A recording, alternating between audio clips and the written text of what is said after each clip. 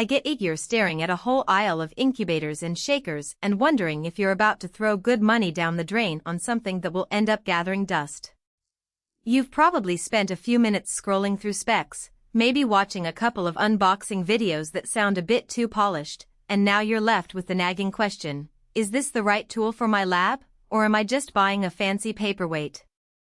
If you're worried about overpaying for features you'll never use, or ending up with a piece of equipment that just won't fit on your bench, you're not alone. Link is in the description if you want to check the product details on Amazon.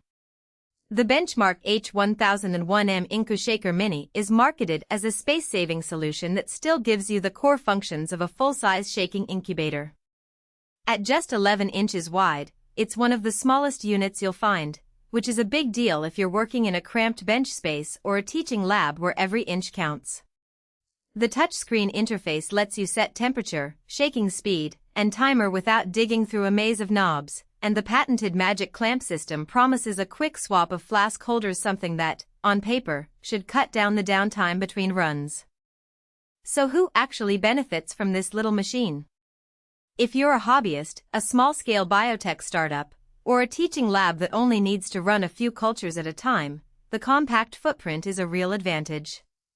You can slide it onto a standard bench, tuck it under a fume hood, or even keep it on a cart for mobile experiments. The 19mm circular orbit is enough to keep bacterial cultures well mixed and oxygenated without the wild gyrations you sometimes see on larger, more aggressive shakers. For anyone who needs a reliable temperature hold around 30-37 C and a gentle to moderate shaking speed, the H1001 can handle that without demanding a dedicated power line, just a normal 115V outlet. On the other hand, if you run a high-throughput core facility or need to incubate large flasks, deep well plates, or multiple trays simultaneously, the Mini's size becomes a limitation rather than a perk.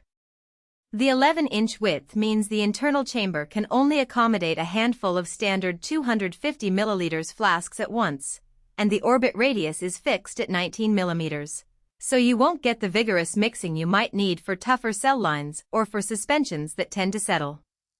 In those settings, you'd probably be better off with a larger unit that offers a bigger platform and more flexible shaking patterns.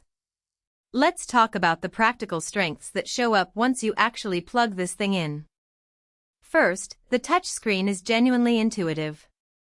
When I powered it up, the menu popped up with clear icons for temperature, speed, and timer, and you can tweak each setting with a few taps.